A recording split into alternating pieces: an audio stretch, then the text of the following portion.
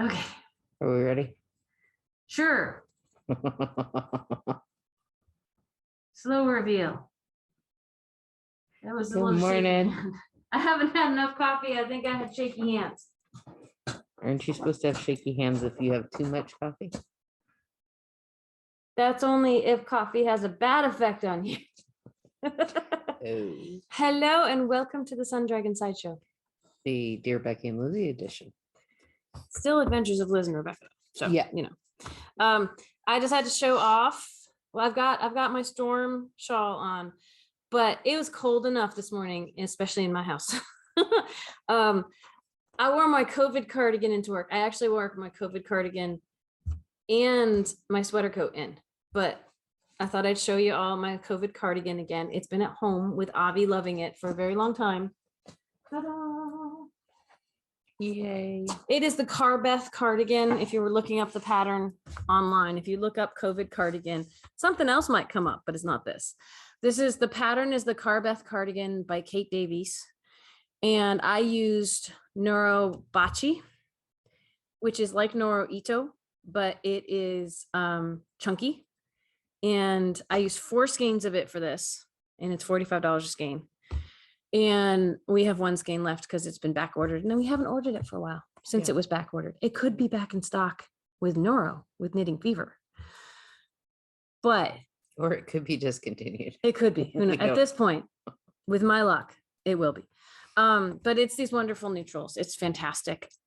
I'm a big fan. It's very cozy. I'm actually probably going to take it off soon though, because now that I'm at the shop with a steady, like what, 72 degrees or something. I don't know. Feeling pretty good. So anyway, hi, I'm Rebecca, Becky for the day.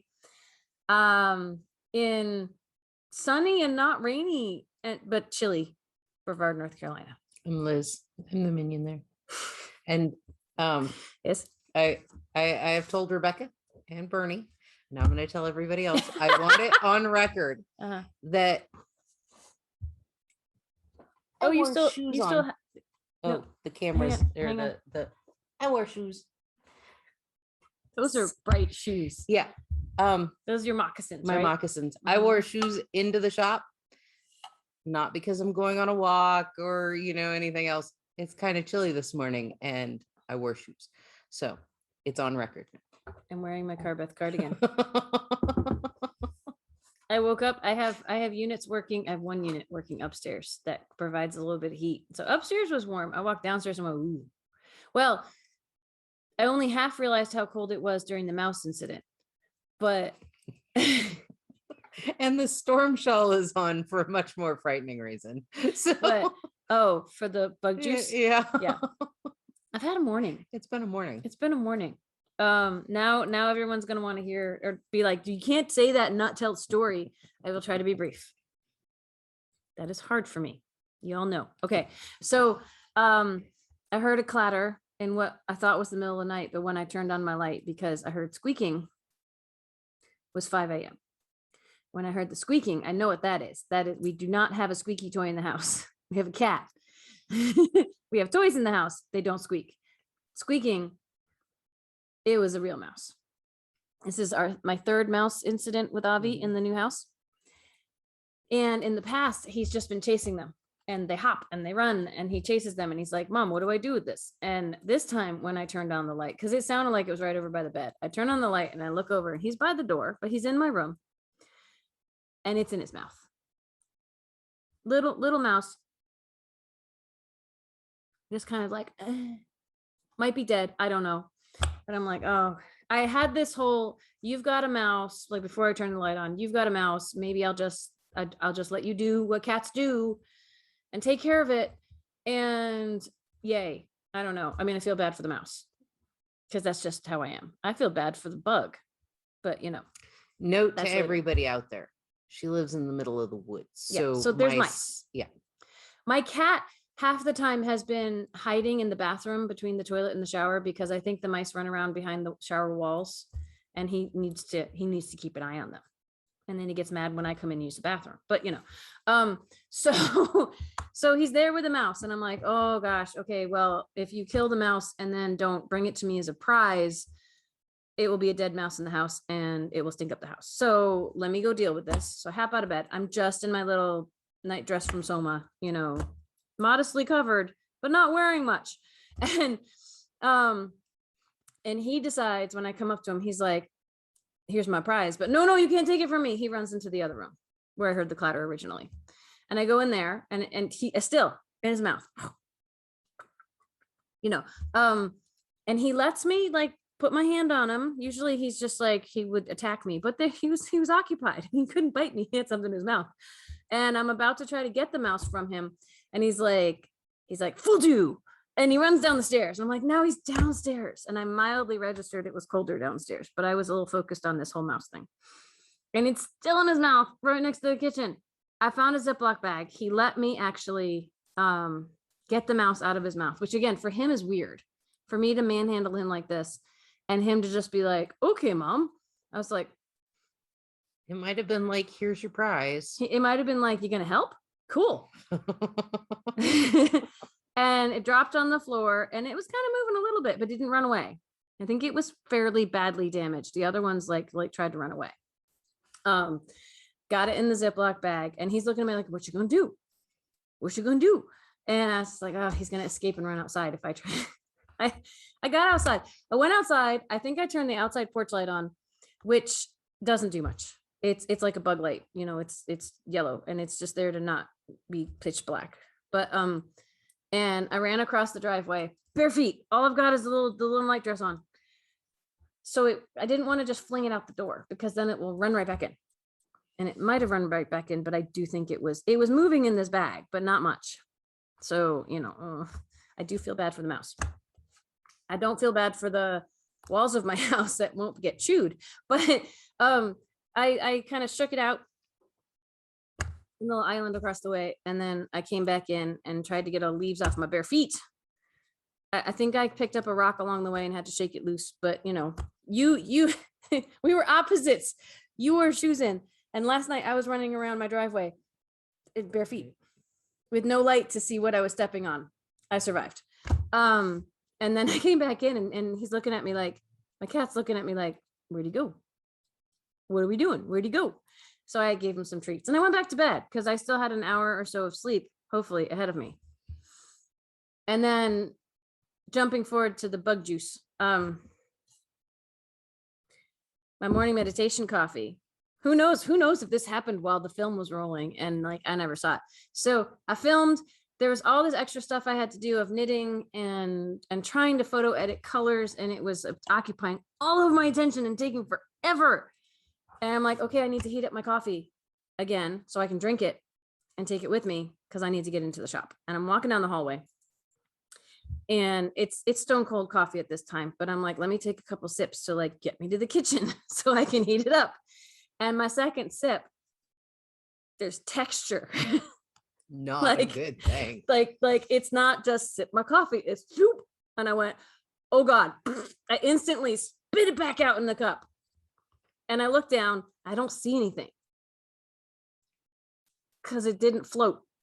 But I'm like, I bet I know what that is. I hope it was dead. And oh crap. So I get out a strainer, which is like this big around, and I put this under it and I tried to dump the coffee and catch some of it because I'm like, yeah, it's been infected by probably hopefully a dead bug, but and not a dead spider or something. Oh, I know, right?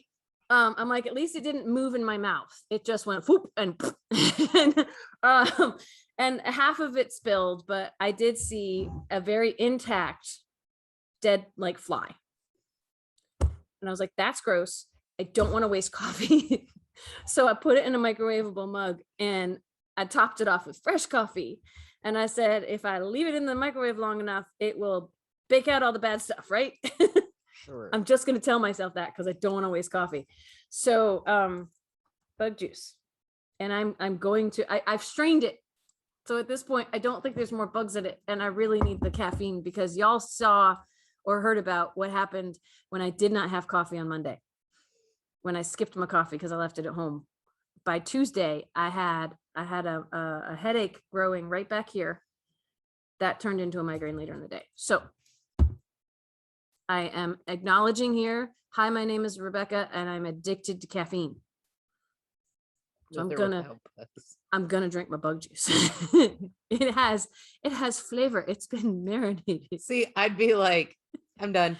I'm good. You start But over again. I might not even go back to coffee that day. That's it. I'm done. I have to drink. Well, I have plenty of other caffeine here, but for some reason it's really weird for me. Coffee in the morning, soda at lunch or in the afternoon. Like the caffeine has to be different. And I have plenty of tea caffeine at home. And I grew up on tea, not on coffee. And for some reason that doesn't do it for me right now. It's like I'm drinking water. So it's bad. Anyway, not that, coffee doesn't necessarily have more caffeine than tea. I hear y'all out there. Some teas have just as much caffeine, but psychologically up here, doesn't work. It's different.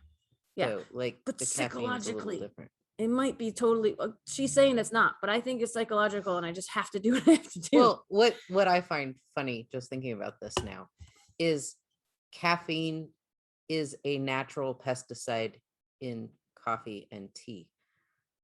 So, like, that's what killed the bug. That's probably what killed the bug. Not the drowning. No. Just it's coffee. Either way, it was very rude of him not to float on the surface and let me know he was there. That's what I think.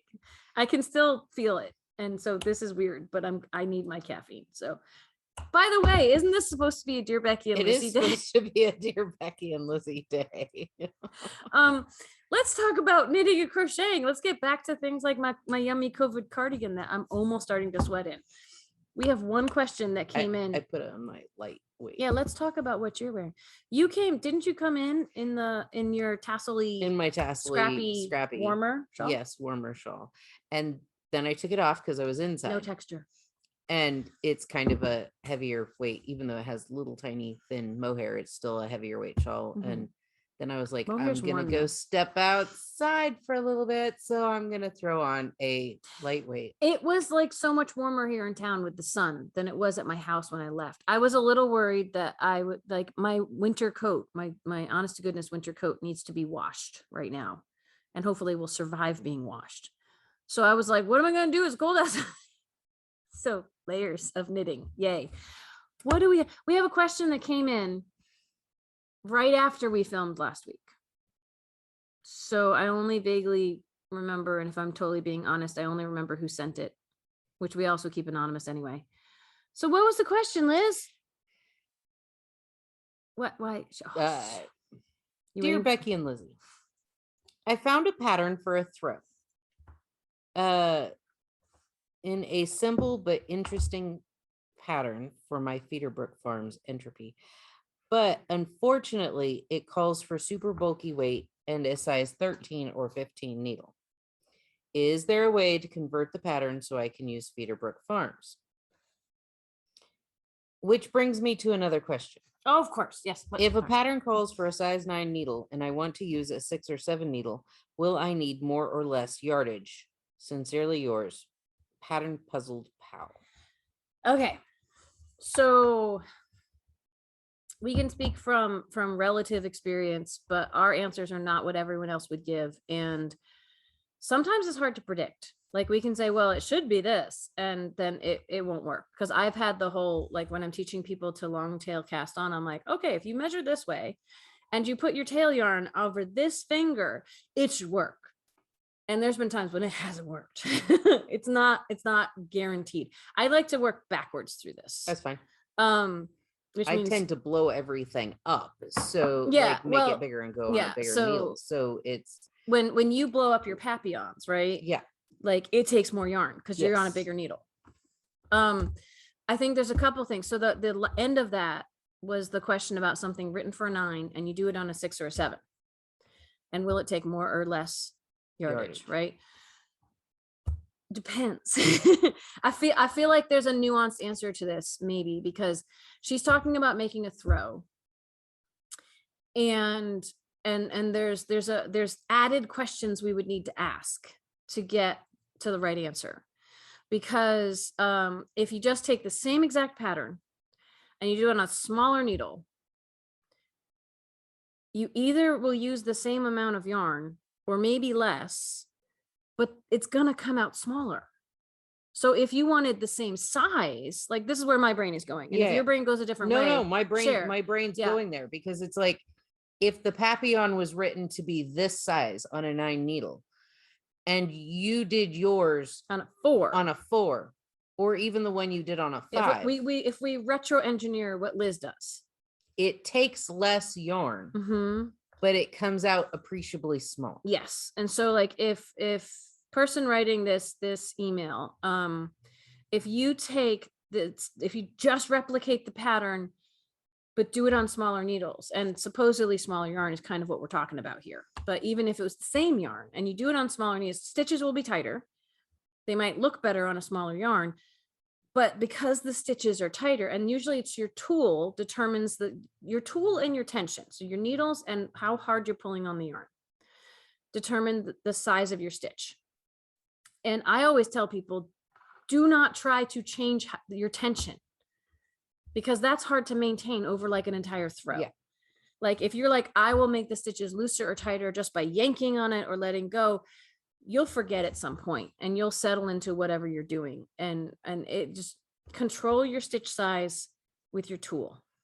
And so going down that road, if you use the smaller needle, your stitches will be smaller. And if you're just replicating the pattern, in theory, now again, I could be wrong and I don't know why, but it could happen. In theory, you should either use the same amount of yarn or less. But your throw will be smaller. So this whole thing changes if you're like, well, I want to go down needles, because that's part of what kind of leads us into the first part of the question. She's got a pattern written for what size yarn? It's super bulky, but it's calling for a 13 or a 15. So that's even bigger, right? If you were to just take this pattern and use the feeder book, which is a DK, and use a yarn use a needle that's more appropriate for feeder book. I mean, like Liz does, you can take a needle that's much bigger than what is needed for the feeder book. But if you go up to a 13 or a 15 with a DK, it's going to be super drapey and might not give you what you want for a throw. Especially if you need stitch definition. Yeah. If there's any stitch definition in it, it's going to be really cool. Yeah. But it's going to be really floppy. Yeah. Like if this not is beyond drapey. Like, yeah. So if you have firm, drapey, floppy, like, I talk a lot. So no, you shouldn't be sorry. I'm trying not to talk over you because I'm really good at that. And I would like to hear your entire thought before I run away in a different direction with something else. No, but yeah, you can do it on a 13 or a 15, but it's going to look very holy and you're not going to have the stitch definition. It would almost be like if there's texture to the pattern that you like, if you're going all the way up to a 13 or a 15, you may not be able to tell the difference between knits and purls. Like if you had a section of stockinette and reverse stockinette and something like that, you might as well just knit with really big needles, because it's going to have this loose, lacy look regardless. With what needle would you push it to on feeder brook and still be able to have stitch definition? A 9. Okay. So like feeder brook calls for maybe a 6. You could go up to a 9 and still feel like you're going to get a decent stitch definition throw out of it, probably. Liz has examples. So yeah, that's your feeder brook Papillon. This is right? my feeder brook Papillon on a 9.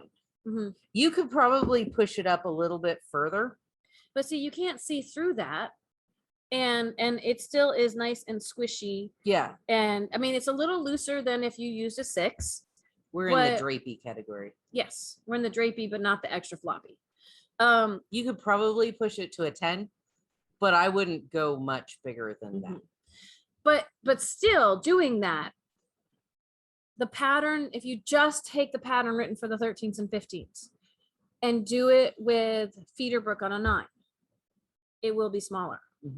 We don't know how much. You'd have to do a gauge swatch and do the math. Like here's how I do the math on something like that. So if I did a little gauge swatch and measured in enough places over several inches, but then so say that was, basic stuff, like probably won't be this, but say it was 20 stitches for 4 inches. That's 5 stitches per inch. you can take the total number of stitches that it's having you cast on for a throw, divide that by 5, and you're going to get a rough idea of how wide it's going to be. You can't really measure it on the needles because you jam it on the needles and you hope for the best. I've told everyone the story about doing math when I didn't really understand gauge, or maybe just didn't measure right, or made assumptions. We all know about that. And I cast on, when I was a newbie knitter, I cast on what I thought would be the right number of stitches for a blanket for it to be 6 feet across. And I knit for 6 feet. And it should have been a sign that at least one of my cables broke from the weight. They were cheap needles, but still, when I finally cast off, because it was all bunched on the needle, it was 12 feet wide. It was insane. So get your math down. But you know, if you look at this, the pattern you have on the size 13 needles with a certain gauge has certain number of stitches, and it's probably meant to be a certain width.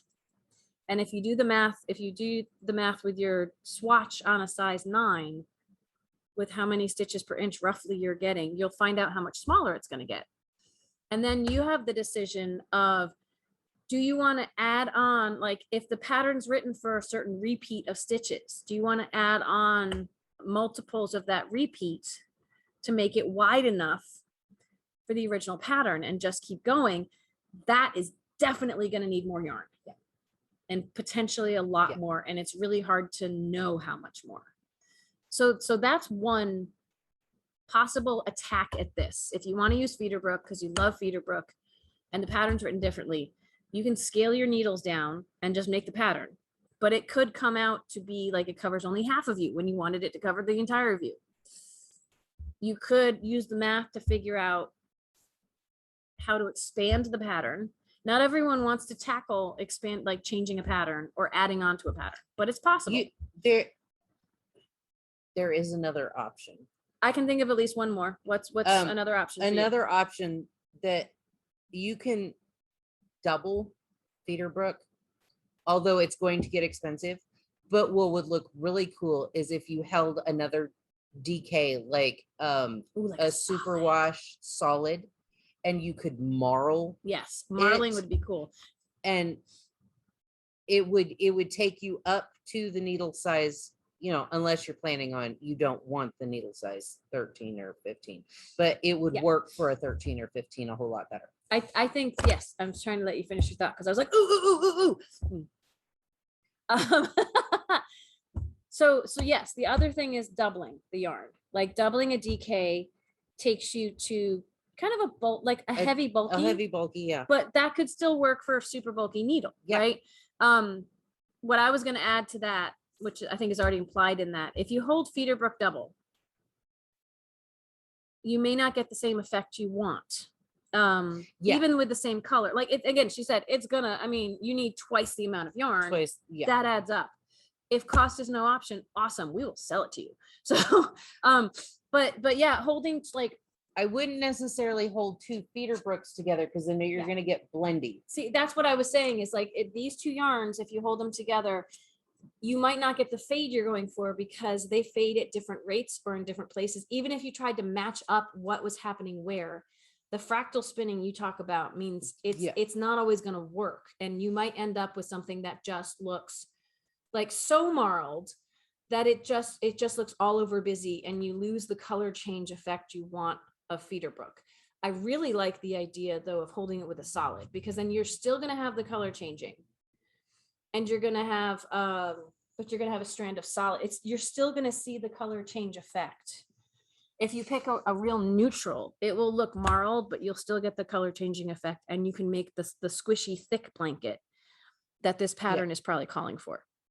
She even made, we don't carry it, I don't know if she still makes them, but she played around with some contrast skeins, where the 2 plies in this yarn, one was just black and one was the fractal spun that changes colors, and it was really cool. But it just, and again, this was years ago, who knows, it might sell beautifully now. I don't know if she makes it anymore. I think it's still in the sales sheet, but it wasn't selling at the time for our shop, and we had to focus on what was moving.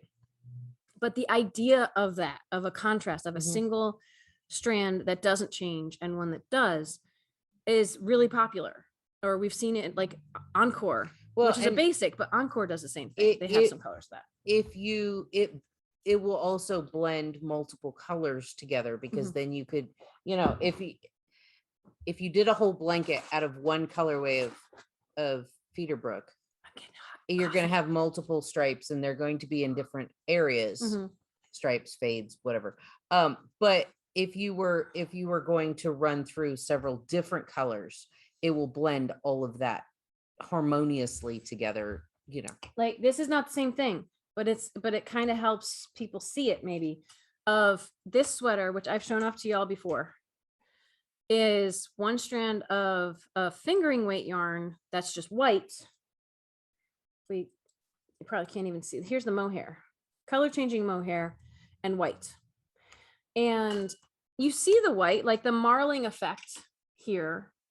The white pops out more in some stitches than others, and it's thicker. That's another thing. But the same thing when you're holding the same colors together, different colors will be dominant at different times. But overall, when you look at this, you see the color changing of the mohair. Yeah. So the same thing with Feederbrook. If you held it, and you don't have to hold it with a neutral. The neutral might let the color shine more. But we've had someone buy like what was it, like a purple to hold with the color changing mohair, and I think that would be awesome. I've thought about remaking this. I can't remake, if I ever have time to make another one, I might do the same thing with black, just to see, because it would still show up but in a different way. So so that's an idea. Like I actually, looking at Liz's Feederbrook Papillon, the Juniper Moon Patagonia, which has some nice neutrals. Like this is kind of an oatmeal neutral that she picked as her contrast. That would be a wonder if it goes, especially, it doesn't have to go, but if it goes, especially, it could just let the other yarn shine. So those are some options. You can lower your needle size to fit the yarn to some extent, and either the blanket comes out smaller, or you do your own adaptations to it to make it as big as you want. You can hold a second yarn. We recommend a second yarn with it rather than 2 strands of the same yarn. Yeah. Because 2 strands, because I didn't, Amy G held 2 strands of Cascade Heritage Wave together to make, I want to say it was her night shift. And it looks cool, but it looks a little more solid than color changing. You lose the wave. You lose some of the color fade. It looks mottled or marled. It still looks cool versus a wave through it. But it may not be the look it depends on what look you're going for. So, and if you love Feederbrook because it gently fades through the colors, we need to find a different way to maintain that. So, or have a chance of maintaining that. So those are some fun options, I think.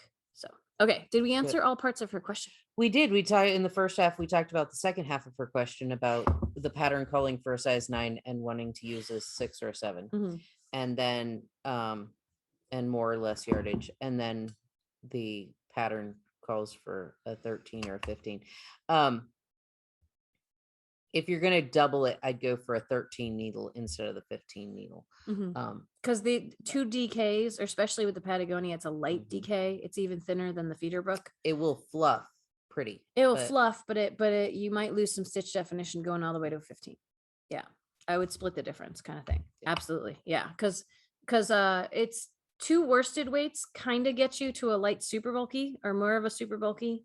I mean, it depends on the yarn and what your gauge and everything. Depends on so many things. Gauge. The days of take this yarn and take this needle and poof, it will work. So like sizing sometimes up that works, but generally works. Sizing down is a little bit of unless it's for a shawl, sizing up. Shawls and blankets some and sweaters. Things that don't have to fit.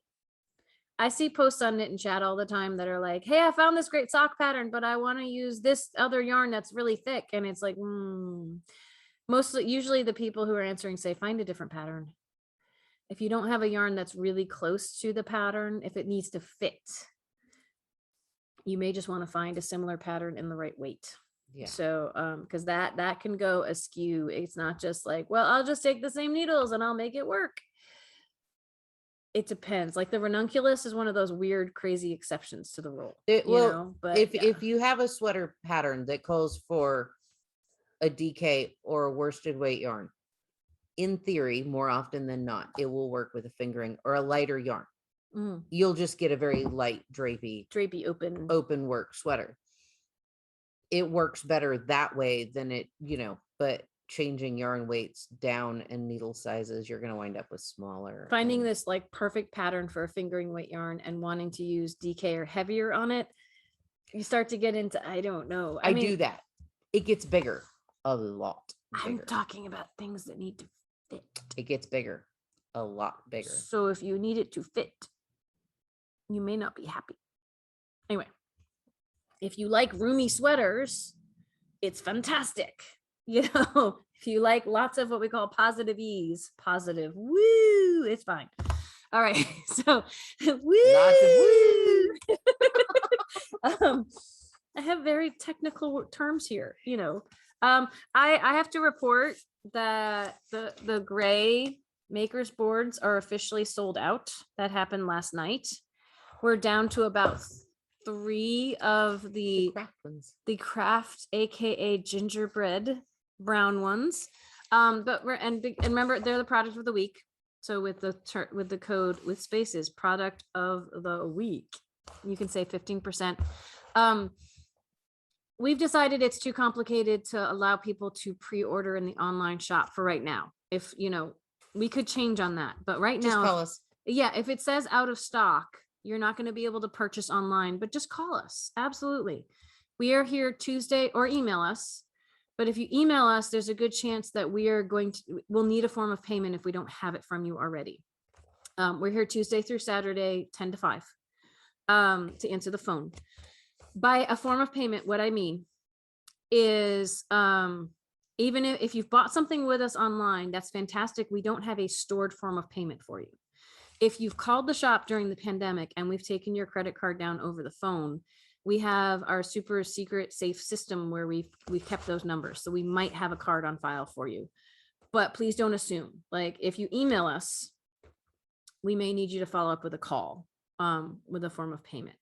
But we would love to, you can pre-order at the sale price until through the end of the day next Tuesday.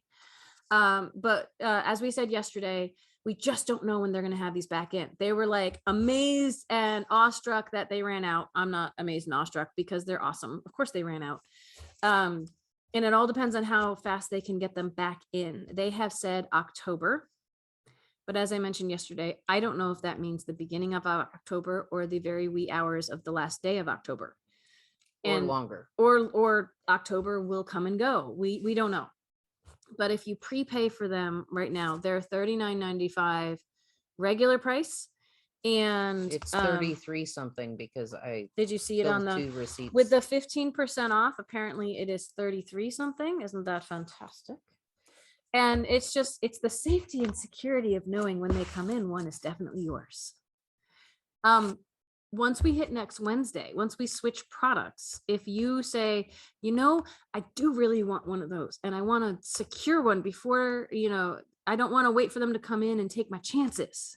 You can still pre-order at the regular price after next Wednesday.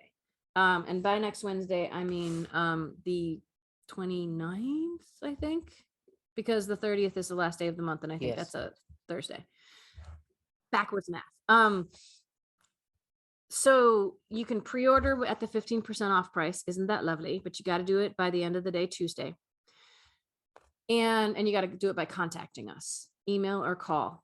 And then after that, you can still pre-order, but you'll pay full price.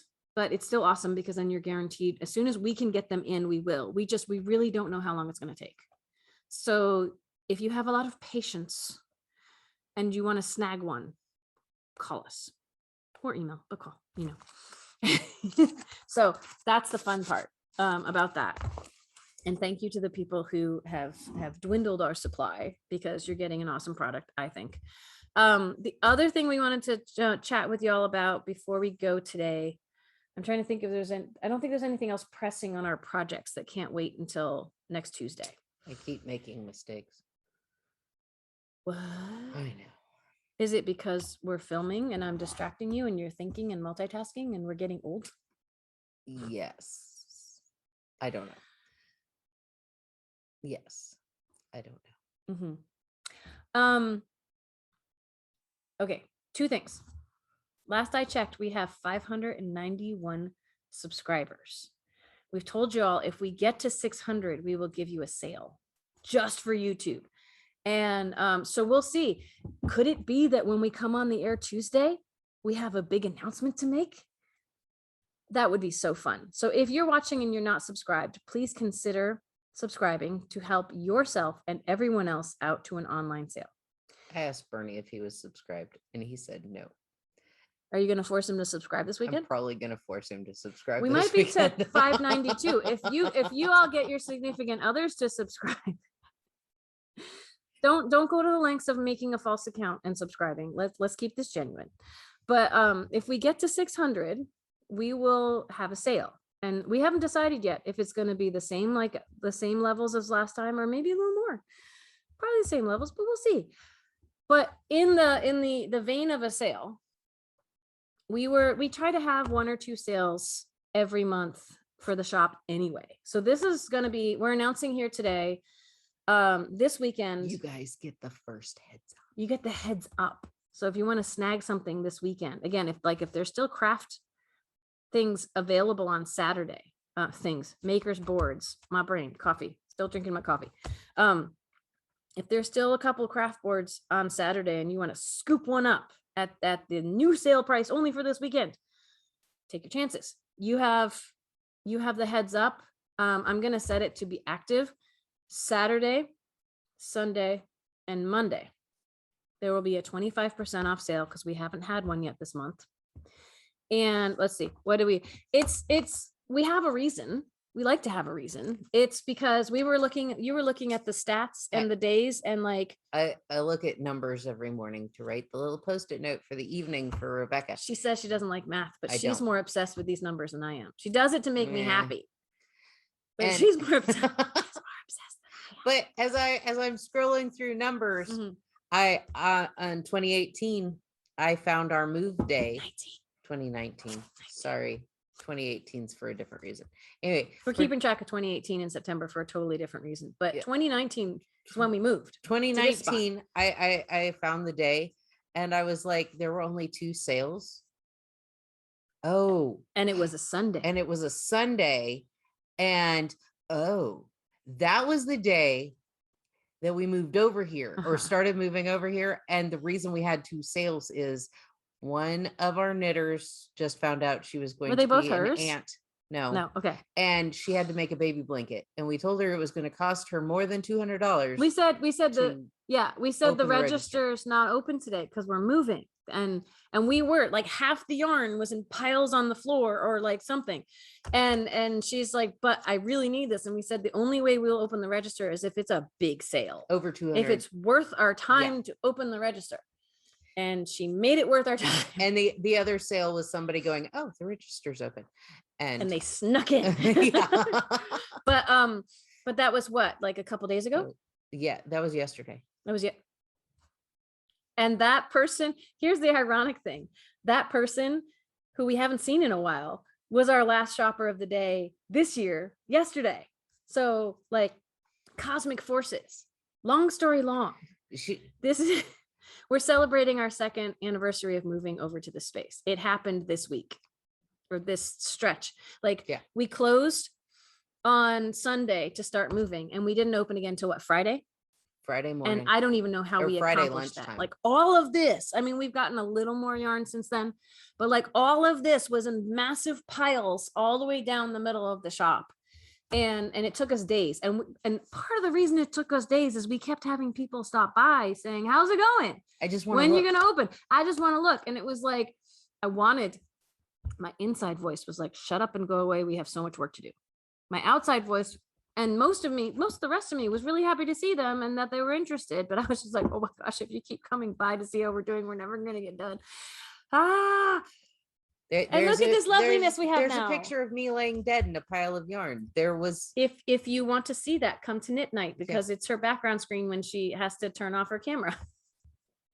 And you're wearing I'm wearing my dead rat shirt. your dead rat, speaking of mice and flies and Death. things, her Black Death plague shirt. Little did we know that would actually be relevant in the 2 years we've been here. So long story, incredibly long, but hopefully entertaining.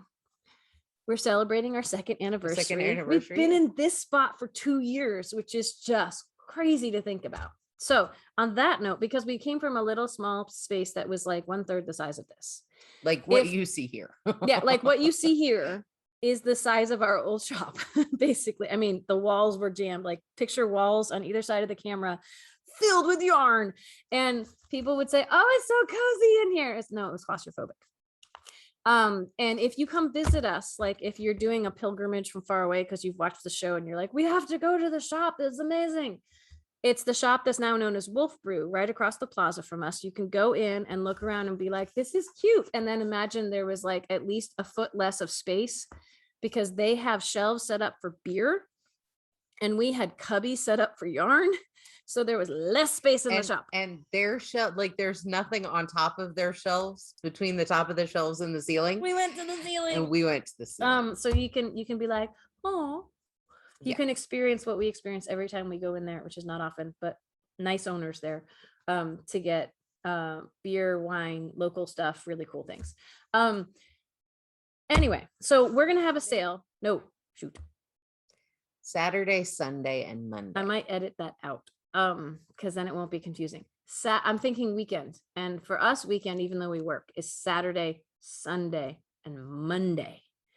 25% off online. Saturday, you can come in and say, hey, it's your second anniversary of moving over here, and I'd like the discount, please. Don't just say it's your second anniversary. We'll go, yay, full price. What do you want to pay us, please? You have to be clear with us because we can't keep track of everything. We still have snowflakes in the window. They're in season once a year. Why take them down? You know, we have other things going on. So wide open 2 years, because we went from an itty bitty space to a wide open space. Wide open 2 years, no spaces. Just write that out. And I'm gonna try to make it work with either the word 2, TWO, or the number 2, but no spaces. Wide open 2 years. WIDEOPEN 2, TWO could be YEARS. Only on Saturday, Sunday, and Monday. Okay. Or come into the shop on Saturday. We won't be here Sunday or Monday. We will be closed. But come into the shop, especially if there's something that you want to buy that you don't think is online. If you're local, call us on Saturday if there's something you want to get and it may not be online. The code goes live. What time? It should be like I'm gonna set it, I guess maybe Eastern Standard Time. I don't know how my online system works, but I'm gonna set it. I get to set the dates. I don't necessarily get to set like the physical time. Okay. So, I mean, if you want to set your alarm for 12:01 in the morning on Saturday and get up and see if it works, but let's see, it's earlier on the West Coast. Yeah, they would be 9 o'clock at night, 12:01. Yeah, so if it's East Coast, like 12 stroke of midnight, that means wait until the stroke of midnight on the West Coast, and then, but it might be active, or I don't know. If the code works, it's yay. On. Yeah, if you get up in the middle of the night to try to buy something and it doesn't work, it's not my fault. Well, the reason I ask, because if there is something you want to snag, and you're local, you can put shop pickup. Yeah. And we'll have it ready for you Saturday morning after the shop opens. 10 o'clock. 10 o'clock. Please don't come by earlier. Yeah. But you could prepay and just come pick it up. You could prepay and be guaranteed have one. We have 3 of these left, and we have 2 more days before the sale, so they could be gone. But I will contact me and during those 3 days if we're out of stock and you're like, but I want one. I'm thinking about if I would let the price go that low on these guys. I'll at least give you the 15%. We'll see. I can negotiate. just got a good text from my sister, and we need to open the shop. So Oh yeah, we do. all kinds of good things. We managed to draw this out till 10 o'clock. So have a good weekend. Join us for Sit and Stitch tomorrow night. Remember, it is 7 to 9 now. We don't start at 6 Eastern time. We start at 7. But we had a really nice one we did. on Tuesday, and it's good quality time. It might be a shorter period of time. You don't have to come for the whole 2 hours, but it's good quality time. So we'll be doing that Friday night. And then the sale goes into gear on Saturday. And it's Saturday stroll in town. So if you're local and coming by, sometimes that means crowds and sometimes that doesn't. We don't know. Just know it's happening. It means that you might find out discounts all over town. Who knows? There's a band playing. There's going to be a band shop. outside, and we're hoping it's not as loud as the last band, but I've been assured it won't be, because their speakers point right at the entrance to the you have to go by to come in the shop. But maybe it'll be really fun music. Come see. We're not in charge of it, but come see. All right, I think that's it. I think we'll see you next week. Wouldn't it be cool if we saw you next week and we had 600 subscribers and we could give you another sale? Like, subscribe, ring the bell, give comments, Patreon, all that. Do all kinds of things to help boost the algorithms in our favor. And then we have a bigger community, and yay. And yes, support us on Patreon, especially if you want some Patreon swag after a few months. So check that out. Patreon.com/Sun Dragon. You can see all the cool things that we put up there. All right. Bye.